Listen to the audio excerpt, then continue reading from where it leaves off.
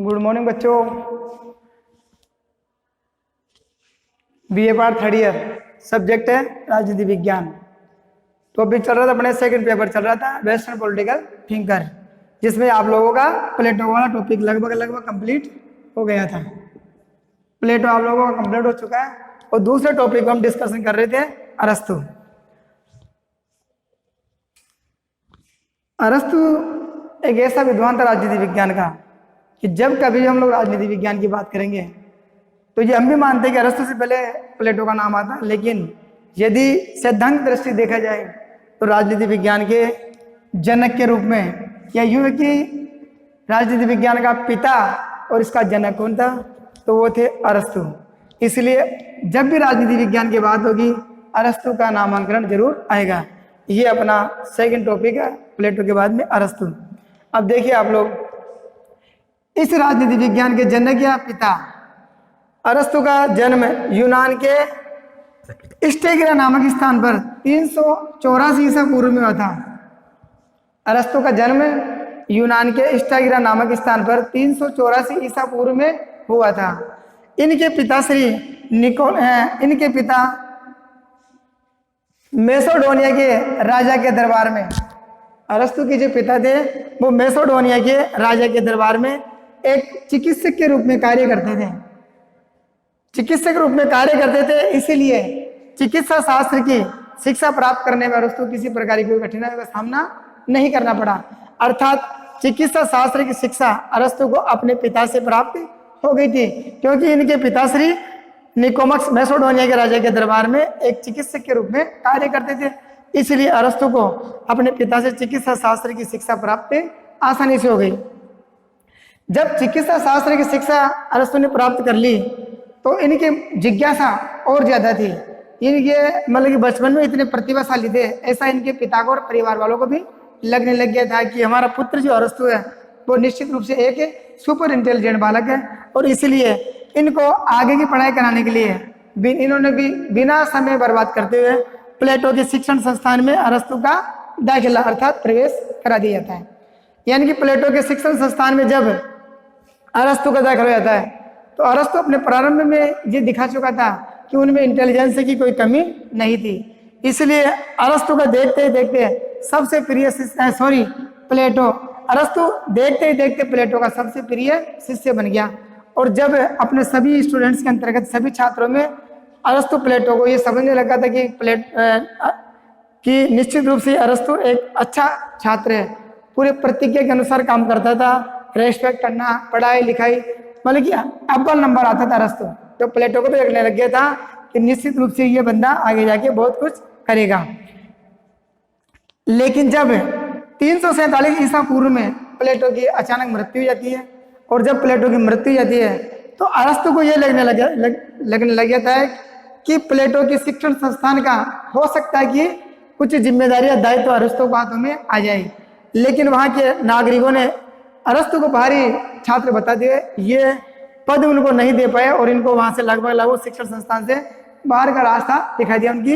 उनके गुरु प्लेटो की मृत्यु होने के बाद 347 ईसा पूर्व में तो अरस्तु इस सदमे को बर्दाश्त नहीं कर सका, अर्थात उनके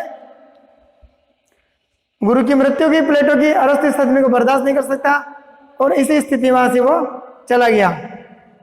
वहां से जाने के बाद मकदूनिया के राजा थे सिकंदर महान, मकदूनिया के राजा सिकंदर महान के दरबार में अरस्तु गए और सिकंदर महान अरस्तु का शिष्य बनकर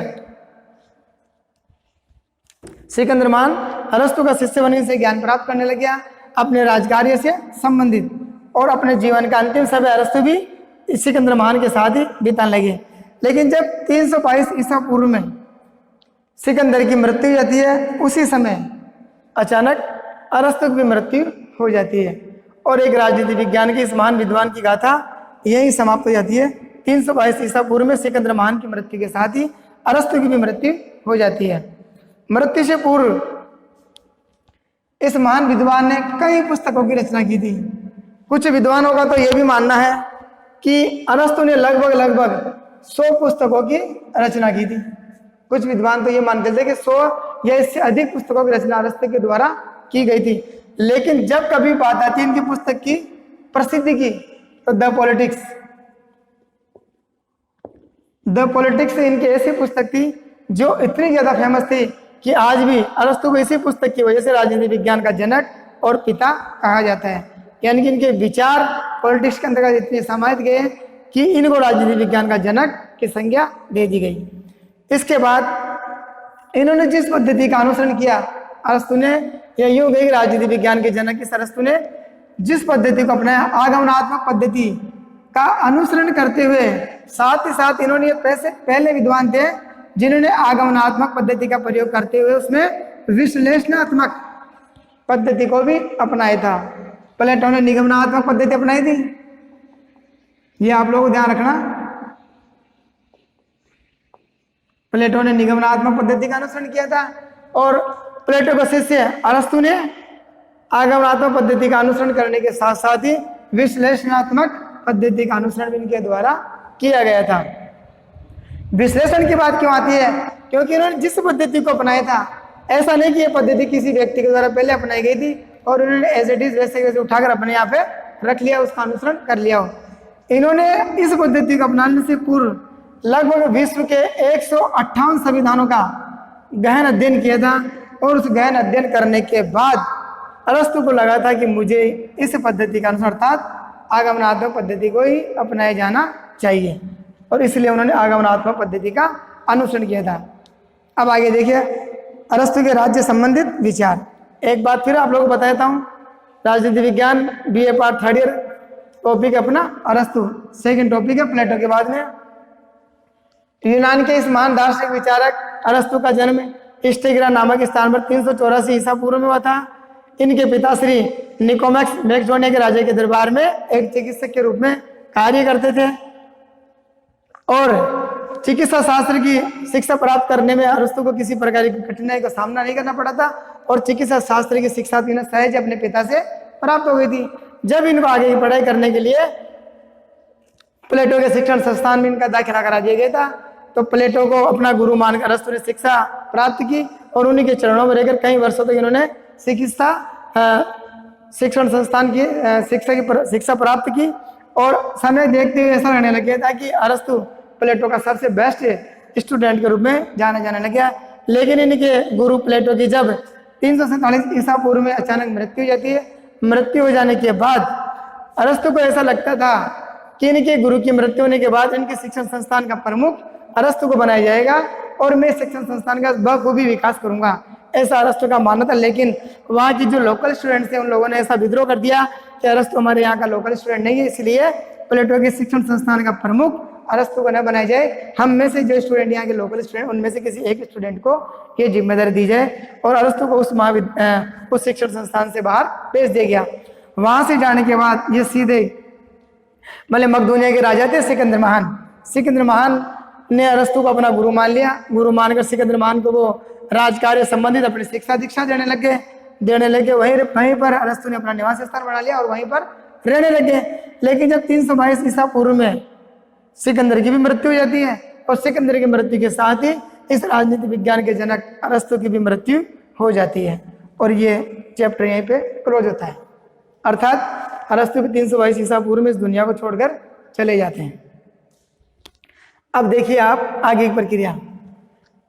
अरस्तु ने अपने जीवन काल में यह अपने ज्ञान का विस्तार करने के लिए कई बुक्स की रचना की थी। अर्थात कुछ विद्वानों का यहाँ तक तर्क है कि अरस्तु ने लगभग 100 से अधिक पुस्तकों की रचना की थी, जिनमें से इनकी सबसे फेमस पुस्तक थी वो थी द पॉलिटिक्स यानी कि राजनीति।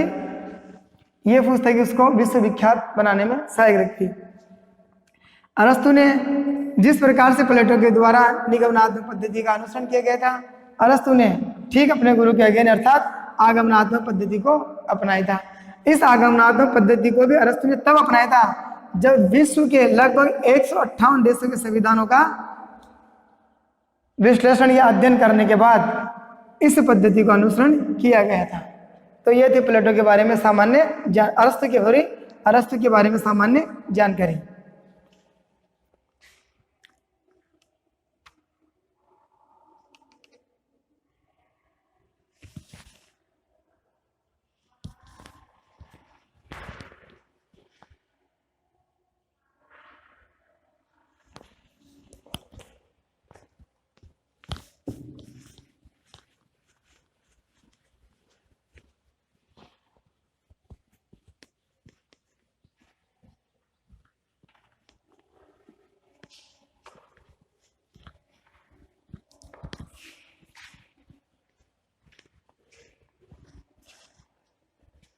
अब देखिए अरस्तु के राज्य संबंधित विचार, अरस्तु के राज्य संबंधित विचार।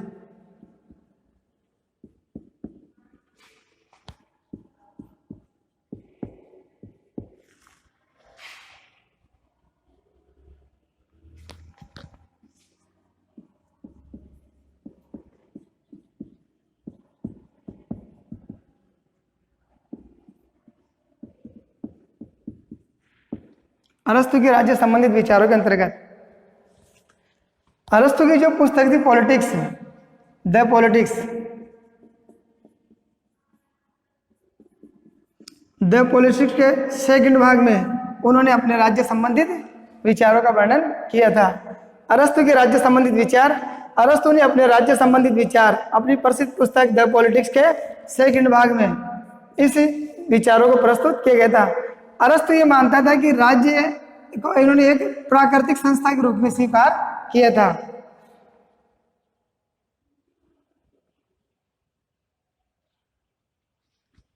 अब देखिए आप लोग, राज्य की उत्पत्ति,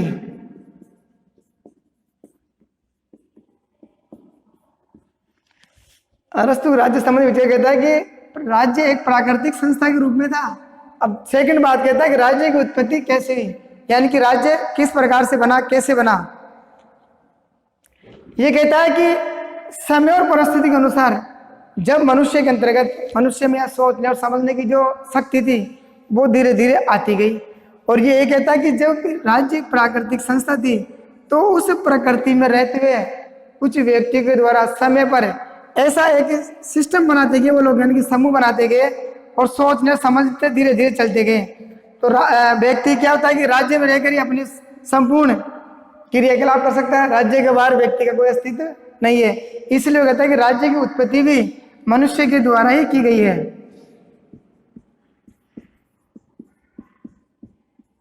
राज्य की जो उत्पत्ति है वो व्यक्तियों के एक समूह के द्वारा की गई है, यानी कि व्यक्तियों में सोचने समझने की शक्ति का विकास होता गया और धीरे धीरे वो मिलकर उन्होंने राज्य का निर्माण कर दिया गया। इसलिए उनकी एक परिभाषा भी है, उन्होंने ऐसा भी कहा है कि जो व्यक्ति ये कहता है कि राज्य की उत्पत्ति व्यक्ति के द्वारा की गई है और राज्य को उन्होंने एक प्राकृतिक संस्था के रूप में माना था, और राज्य की उत्पत्ति व्यक्ति के द्वारा जब मनुष्य जाति के अंतर्गत धीरे धीरे सोचने समझने की तरक शक्ति उभरती गई तो उसी आधार पर धीरे धीरे होकर ये राज्य की उत्पत्ति व्यक्तियों के एक समूह के द्वारा उनकी आवश्यकता के अनुसार स्वविवेक से राज्य प्राकृतिक संस्था के रूप में जन्म लिया और धीरे धीरे राज्य की उत्पत्ति होती गई, क्योंकि लोगों की जनसंख्या बढ़ती गई, समूह बनते गए और उनकी आवश्यकताएं अपने आप बन रही थी और राज्य भी धीरे धीरे अस्तित्व में आ गया। इसीलिए ये कहता है कि राज्य की उत्पत्ति के संदर्भ में एक परिभाषा है कि जो मनुष्य राज्य के बाहर निवास करते हैं, अरस्तु कहता है कि जो मनुष्य राज्य के बाहर निवास करते हैं या तो वह ईश्वर के समान है या फिर पशु के समान है।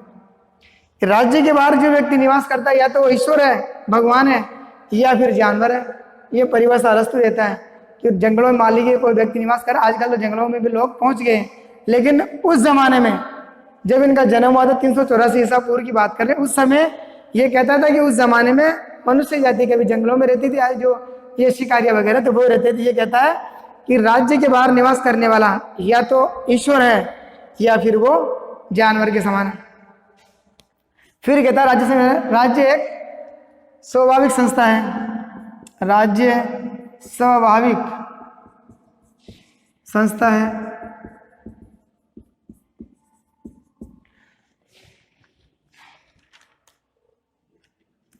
देखिए ये कहता है कि स्वाभाविक संस्था कैसे है, कि राज्य स्वाभाविक संस्था ऐसी हुई कि धीरे धीरे जब व्यक्ति एक समूह के रूप में रहने लग गए, समूह के रूप में व्यक्तियों का विकास होता गया तो नेचुरली राज्य एक स्वाभाविक संस्था है, यानी कि राज्य का निर्माण किसी एक समय में नहीं हुआ, पर्टिकुलर इनका जो राज्य का निर्माण वो धीरे धीरे स्टेप बाय होता गया और राज्य एक दिन समय और परिस्थिति के अनुसार राज्य अस्तित्व में आ गया। अरस्तु का ये मानना है। और तीसरा टॉपिक कहता है कि राज्य सबसे बड़ी संस्था के रूप में, राज्य सबसे बड़ी संस्था के रूप में। फिर कहता है राज्य संबंधित विचारों में अरस्तु वो कहता है कि राज्य सबसे बड़े एक संस्था है। ये कहता है कि राज्य का जो स्वरूप है वो इतना विशाल होता है कि उसके स्वरूप में संपूर्ण मनुष्य, जीव जंतु सभी समाहित हो जाते हैं। इसलिए अरस्तु के द्वारा कहा गया है कि राज्य सबसे बड़ा विशाल संस्था है, इससे बड़ी संस्था कोई भी राज्य में नहीं हो सकती। राज्य के अंतर्गत ही सभी मनुष्य अपने जीवन को जीते हैं, अर्थात उसी में रहकर अपने रहन सहन, खान पीन, और यहाँ तक कह दिया कि एक मनुष्य राज्य में रहकर ही अपने जीवन का सर्वांगीण विकास कर सकता है। राज्य के बाहर व्यक्ति का कोई अस्तित्व नहीं होता है। अर्थात वर्तमान में भी ये बात लागू होती है कि एक मनुष्य, यह यूं कहे कि एक मानव जाति राज्य में रहकर ही अपने जीवन का संपूर्ण विकास कर सकती है। राज्य के बाहर मनुष्य व्यक्ति का कोई अस्तित्व नहीं है। और अरस्तु ने कहा कि राज्य के बाहर जो व्यक्ति निवास करता है वो केवल या तो ईश्वर के समान है या फिर पशु के समान है। फिर कहता है अपने राज्य संबंधी विचारों में, राज्य की उत्पत्ति मनुष्य से पहले हुई थी। राज्य की उत्पत्ति मानव से पहले या मनुष्य से पहले। अरस्तु का यह मानना है कि जब मनुष्य का जन्म हुआ था, उस जन्म से पहले राज्य अस्तित्व में आ गया था। अर्थात मनुष्य उस समय राज्य पहले अस्तित्व में, अगर मनुष्य यदि उससे पहले होते हैं तो ये मान के चलिए आप लोग ये देखने को मिलता है कि राज्य के अभाव में मनुष्य का अस्तित्व, पहले बात तो कुछ हो ही नहीं सकता था। इसलिए राज्य की उत्पत्ति मनुष्य से पहले हो गई थी। और इस बात को अरस्तु ने भी स्वीकार किया था कि राज्य मनुष्य से पहले अस्तित्व में आ गया था। राज्य की उत्पत्ति के संदर्भ में यहां तक पढ़ लिया, राज्य अंतिम संस्था के रूप में। फिर कहता है कि राज्य अंतिम संस्था के रूप में, यह कहता है, अरस्तु का यह मानना है कि अरस्तु ये कहता था कि मनुष्य अपने अंतिम लक्ष्य राज्य में रहकर ही प्राप्त कर सकता है। अर्थात वो इस राज्य में रहकर अपने जीवन का सर्वांगीण विकास कर सकता है। राज्य के बाहर व्यक्ति या मनुष्य का कोई अस्तित्व नहीं होता। राज्य का जैविक स्वरूप,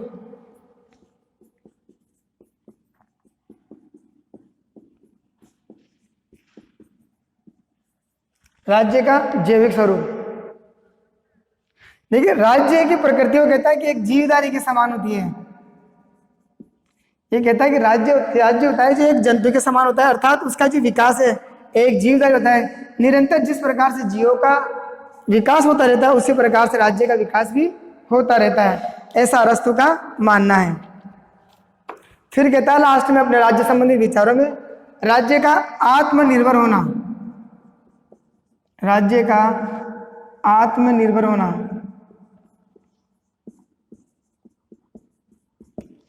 अरस्तु कहता है अपने राज्य संबंधी विचारों के अंदर अंतिम टॉपिक है उनका, वो कहता है कि राज्य इतना आत्मनिर्भर होना चाहिए कि वह अपने राज्य में निवास करने वाली प्रजा की भलाई कर सकता है, और जो मूलभूत सुविधाएं प्रजा को आवश्यक है राज्य में रहते हैं, और सभी सुविधाएं राज्य के द्वारा उन नागरिकों को उपलब्ध करानी होती है जो राज्य में निवास कर रहे हैं। इसलिए अरस्तु ने अपने राज्य संबंधित विचारों में ये बात कही थी। राज्य संबंधित विचार अरस्तु के देखिए, अरस्तु ने राज्य को एक प्राकृतिक संस्था के रूप में स्वीकार किया। राज्य संबंधित विचारों कहता है अरस्तु ने राज्य को एक प्राकृतिक संस्था के रूप में स्वीकार किया। पहला कहता है राज्य की उत्पत्ति, कहता है कि राज्य की उत्पत्ति मनुष्य के द्वारा की गई है, यानी कि एक प्राकृतिक संस्था के रूप में मनुष्य का गठबंधन बनता गया और राज्य धीरे धीरे अस्तित्व में आता गया। दूसरा कहता है कि राज्य एक स्वाभाविक संस्था है, अर्थात राज्य का निर्माण एक प्रकृति से हुआ है, इसमें किसी व्यक्ति का रोल नहीं है, और राज्य एक नेचुरल संस्था है। तीसरी बात कहता है राज्य सबसे बड़े स्वरूप, अर्थात राज्य का जो विशाल स्वरूप है उस स्वरूप के आगे कोई अन्य व्यक्ति नहीं टिकता, यह सबसे बड़ा रूप है जो राज्य में राज्य का होता है और अन्य किसी व्यक्ति का नहीं होता है। फिर कहता है राज्य अंतिम संस्था के रूप में होता है, अर्थात राज्य अंतिम संस्था है जिसमें रहकर ही मनुष्य अपने जीवन का सर्वांगीण विकास कर सकता है, और राज्य के बाहर व्यक्ति का अस्तित्व नहीं होता है। फिर राज्य का जैविक स्वरूप, अर्थात जिस प्रकार से जीव जंतुओं का विकास समय और परिस्थिति के अनुसार होता रहता है, बढ़ता रहता है, उसी प्रकार से राज्य भी एक जैविक संस्था है। इसका आकार और विशाल स्वरूप भी समय और परिस्थिति के अनुसार बढ़ता रहता है। फिर कहता है कि राज्य का आत्मनिर्भर होना, अर्थात राज्य इतना आत्मनिर्भर होना चाहिए कि उस राज्य में निवास करने वाले लोगों को जो मूलभूत सुविधाएं, जो आवश्यकता है, उन आवश्यकताओं की पूर्ति ये कर सकता है। राज्य की उत्पत्ति मनुष्य से पहले हो गई थी। अरस्तु का यह मानना है कि राज्य मनुष्य का जब जन्म हुआ था उससे पूर्व ही अस्तित्व में आ गया था। अब आगे का टॉपिक हम यहाँ से करेंगे नेक्स्ट डे। नेक्स्ट टॉपिक इसका रहेगा अरस्तु के दास्ता संबंधित विचार। अरस्तु के दास्ता संबंधित विचारों को हम लोग कल क्लियर करेंगे।